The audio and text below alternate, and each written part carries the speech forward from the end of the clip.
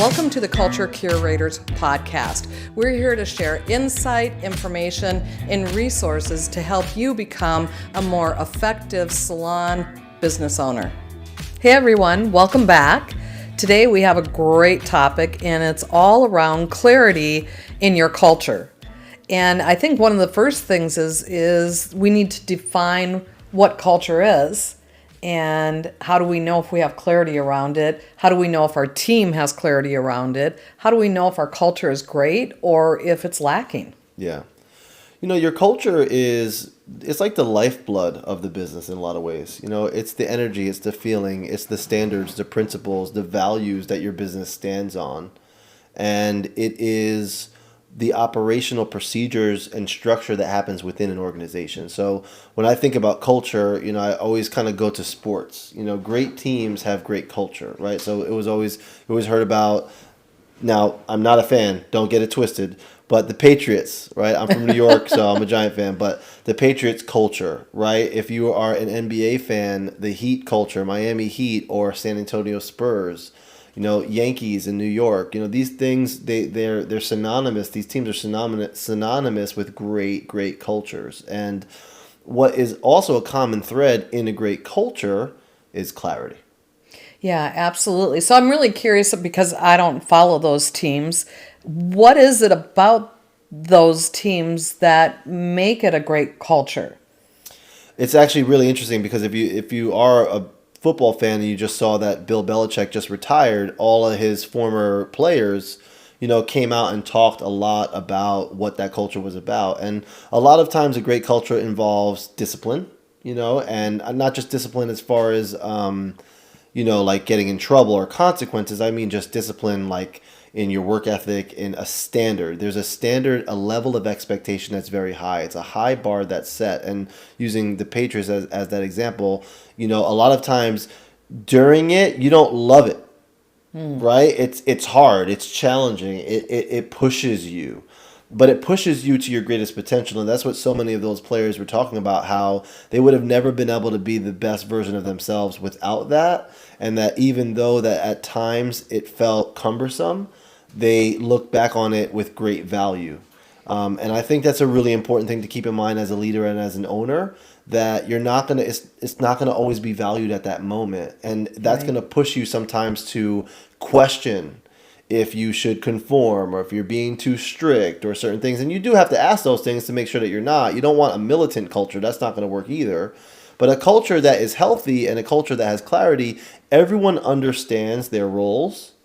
Everyone understands what the main vision and goal is. And everyone's pushing towards that. And what happens is when people don't, they stand out like a sore thumb. It's like you can't hide in the weeds in that kind of a culture because it's so clear. Yeah. I think that you really nailed a couple of things. Clarity around expectations, clarity around what is my lane? Mm-hmm. What is each person's lane within the organization? What is the owner's lane? What can you expect from them? What can you not expect from them? If you have management, if you have assistants or associates, whatever you call them, if you have front desk and then the service team, everybody needs to know and be very, very clear on what their job is. Yeah. And what they can expect from everybody else within the organization. Yeah. And I think, the reality is that when there is clarity, when everyone understands, it creates peace and calmness a lot of the time. Now, that doesn't make it perfect, and it doesn't make it that you're not going to have challenges and struggles. Of course you are. But again, everyone really understands what the role is. And this is really key as well. It starts with interview one. Creating the type of clarity that you need for a really healthy culture and for a clear culture, it starts in interview one, so that this person is like, wow, I am talking to someone, whoever's interviewing them, that is a part of an organization that's different than what I've experienced in the past. Or if they've maybe been an employee of a great culture, they're like, wow, this reminds me of the great culture that I used to be a part of. Yeah, and it makes me think about how, a hot topic right now is hiring and recruiting. Yeah. And everybody's looking for great quality employees to come on board with them. And I think that a key is interview number one. What is the culture? Sharing that culture, because you're so right. Most other people, whether it's the salon owner or the manager that's interviewing, doesn't do that. It's about setting yourself and your business and your team apart from everybody else. Yeah. And it really starts with us as the owner, and it starts with us being consistent in holding people accountable to what the culture is and what their job description is, what the expectations, responsibilities are. And we have to drive that bus as business owners. Yeah, and you can't hold someone accountable to something that they're unclear about. You can Absolutely. only hold them accountable to something that's very clear that they've agreed to. So if you have a very clear interviewing and then onboarding process, the onboarding process has to include a clear job description, which sounds so simple, but it's actually shocking how many people we talk to that don't have that. And when they do, how much it changes things. Because also for me as the leader, as the owner, I want to know what they expect of me. I want them to know what to expect of me, and vice versa. Right. And then we need to hold each other to that. So when you're a leader, it's honestly, it's out of bounds for you as a leader to be frustrated by things that people don't do or do that you didn't give them clear direction on. For sure, for sure. And I think that you brought up a really valid point, and that is, as a business owner, do you have a job description? As a business owner, as a business leader, you need to have a job description, because that's the only way your team is going to have clarity around what they can expect from you. And you're so right, because we coach a lot of different people, and I would say, I'm just guessing, but I'm going to say at least 85% of them never had job descriptions prior to working with us. Yeah. And how can you hold anybody responsible for anything if you don't have a written agreement in place? Well, there's also nothing worse. There's no worse feeling as an employee. And this is really important. When you're an owner, you've been an employee, right? Mm-hmm. So you have to remember what it felt like to be on that side of the table. It's so easy, like human nature, it pushes us to right where we are at this moment, and we forget about anything else. So, meaning, if you've ever worked for someone and you had unclear expectations, there's nothing worse than feeling like someone's upset with you or frustrated with you, and you don't necessarily know why or what you did wrong. And like, that can actually become really negative in a culture. Yeah. And the communication just breaks down that way. Yeah, I think it's trying to hit a moving target. Right. You can't hit a target that you don't know what it is. Right. And so I think that, to talk about what are some of the things that we can do to have a better culture. And I think one of the things is what we're talking about. To ensure that everybody has a job description. Yep. And it's not necessarily a once and done. You take a look at it, you review it, you may revise it yearly, whatever it is. And then you actually bring that job description into the interview process, bring it into the onboarding process. There should be no surprises or no like, oh my gosh, I didn't know that was part of my job. There shouldn't be. And if and when there are, right, because you might make mistakes, Sure. You have to own it and handle it the right way. And this is where clarity is key. To me, the most important thing about clarity is that you are communicating to your team. You don't want them guessing what you're thinking. Boy. You want them to hear it from the horse's mouth, so to speak. And better over communicate than under communicate, right? Right. Like, I'd rather talk too much than too little in those kind of scenarios, because I want to make sure, and John Maxwell talks about this all the time, it's repetition. So Yes. it's just like with your children. If you're a parent, do you get frustrated by having to repeat yourself over and over? Of course, it happens. But you also know as a parent, you're going to repeat yourself a lot with children, because you're going to keep saying the same thing to help kind of drill it into their minds in a good way of what's acceptable behavior, what's not. And I think when you're dealing with kids, it really helps you understand, like, this is human behavior. So we've talked about this on other episodes where what you encourage is what you allow is what you encourage, right? So if you are allowing a atmosphere or an environment or culture of confusion, think about what the repercussions and consequences of that are going to be. Well, I mean, to me, it's not only that, but it's what is the guest experience going to be like, and what is it going to look Right. like, and how does that impact that? How does it impact salon retention? Yep. How does that impact your bottom line? It's a rippling effect in the salon, and it can be disastrous, quite honestly, or it can be amazingly great. Right. If you've got the culture and you've got everything in line and everybody knows and is clear and you're holding everyone accountable, it's a beautiful thing. Yeah, and this is the kicker. It's like you can have all the job descriptions that you want. You could have that on paper, but if you're not consistently reinforcing it, then it doesn't really matter. So Right.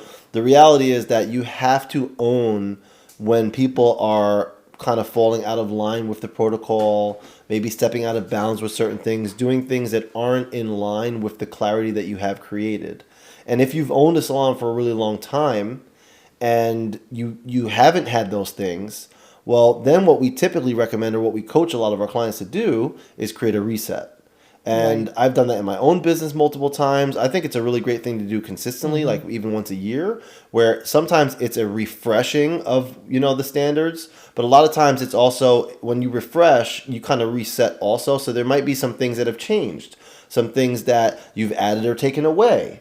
You want your team. Well, let's kind of move in this direction too. What categories would you say, like we said job description, right? But what other categories would you say are really important to be clear on for your employees so that there's no guessing? I have one now. Like one I'm thinking is time off policy. Right? Okay, so What you're talking about specifically- policies yeah, and like what policies and specific- procedures. Exactly. What Yeah. specific areas do they need like real clarity on? What is my exact compensation? I don't want to be confused on how I'm compensated. Correct. I don't want to be confused on my time off policy. And if there is a time off, see, I experienced this, so that's why it kind of hits for me. It's like there was a time off policy, but then when I followed it, the owner I could just tell the body language would change when I was requesting something, even within bounds. You know what I mean? So that created confusion for me. 'Cause Right. If you create something and the person's following it, then there should be a smoothness, not a bumpiness to that. Right. Right, right. Yeah, and so when you look at, do you have a policy and procedure manual? And that's not to say you're going to live and die by that, and that's the only thing. There's a human factor in Right. all of this, all gotta but be you within have reason. to have guidelines. You have to. Everybody needs to know, when can I ask for time off? Can I ask for time off? We work with a salon where they can have 1 hour a day off, and it can be the last hour of every day. It can be the first hour of every day. That would be really important as the culture to know that, because imagine if not everybody was on the same page and Derek was marking out an hour to leave early every single day, and I didn't know that. And I'm like, why does he get to do that and I don't? There's disruption then in that culture. So it's about time off. It's about education and how that works. Yep. It's about team meetings. How often do I have them? Am I expected to be there? Are they in person? Are they virtual? Are they a combination? And I think one of the things that I want to ask you, Derek, is, do you believe that culture, that everybody is a part of developing certain aspects of the culture? 100%. I think that's where employees, and again, you have to, as the leader, explain this to them. Every single team member plays a vital role in the overall culture and has a responsibility to uphold it. Let's go back to the example of the Patriots, right? Every single player had a responsibility to uphold the culture that they've committed to, that they signed up for. And the reality is, if you've signed up for it, if it's not working for you, then get out. Don't stay in it and then drag your feet through it. Because now what you're doing is you're dragging the whole entire culture down. It's that same old saying where it's like, weakest link. Like you're only as strong good as your the weakest link. And that's a fact when you're trying to push a business in a certain direction. And when we talk about a certain direction, we mean that you're creating client satisfaction, employee satisfaction, and happiness, and this joy that they experience together, an overall uplifting environment for everybody involved. That it only, again, another saying, it only takes one bad apple. Right. And It it's does. just so true that if you are not conscious as the leader of monitoring these things and making sure that you stay committed to actually connecting around this clarity, then it's going to slip really quickly. It's like good luck. Yeah. God bless you and doesn't good work. luck. So, I don't want people to think that culture is only about rules and regulations, that it's only about policies and procedures Right. or job descriptions. It's not just that. It's also about the vibe of the culture. It's about the feel when you walk in. 100%. It's about the weakest team member. It's about the greatest team member. It's about the whole, it's like an all inclusivity. Yeah, and it's not just about like time off and things like that. Those are components, yes, but it's also about what conversations are not allowed in the back room. Is gossiping tolerated in your business? Because again, those type of things then become a part of the fabric of your culture, and you have to decide what you're okay with and what you're not. And you also have to decide that what you do matters the most, right? You as the leader, if you're a stylist listening to this, you as the stylist, especially if you're a top producer, people are going to follow you. People are going to watch what you're doing, how you're doing it. So the owner could be saying X, Y, Z about the culture, but if 4 top team members that have been on the team for a long time are disregarding 5 of the 8 things the owner is talking about, well, there's a disconnect in the culture then. Well, there is a disconnect, but the fact is that becomes a culture. That even better. Yeah, Very true. that becomes a culture. So you as a business owner may think that you have the culture because you have it all outlined or whatever. And then you have the scenario that Derek's talking about. And the bottom line is your culture is not what you think it is. It's what it has become. So true. Again, going back to sports, it's like I think about teams like that you hear about that are the exact opposite of what I was describing before. And there are professional sports teams that are multi-billion-dollar organizations that are run like that, right? So there's a lack of accountability. There's a lack of the right attitude from all players, making having the right kind of work ethic. Kobe Bryant always talked about this, like, keep those people away from me, he would say. It's like he had no time, no room for the laziness. And then those type of players kind of gravitate to certain type of teams. And no wonder those teams are organizations that are losing organizations. So you have to ask yourself, do I want to be a winning organization? And when we say winning organization, we don't just mean about the bottom line. It's about what we're talking about with the culture. It's about what type of people are you attracting? What kind of clients are you bringing in? Also, all of these things are connected because it's connected to the culture of the business. And all of those things matter greatly for the overall environment that you're producing and that you're creating. Oh, what just happened there? There must have been a fly. We keep it rolling. We just keep going no matter what. It's all good. It's the wine.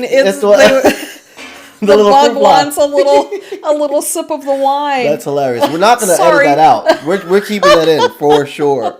Oh my God. This is what it's about. It's about keeping it real, right? That's it, man. And so we're talking about real shit. We're talking about culture, which is so important.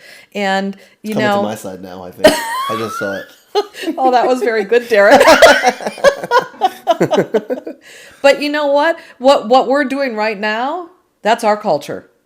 That's what we're about. We're about the realness, and we're about just being who we are. Yeah. What you see is what you get. Absolutely. And that's what your culture is. What people observe and what they walk into is what they get. And I think that Derek made such a huge point at the very beginning of this episode, and it's around that first interview. And so oftentimes we hire out of desperation.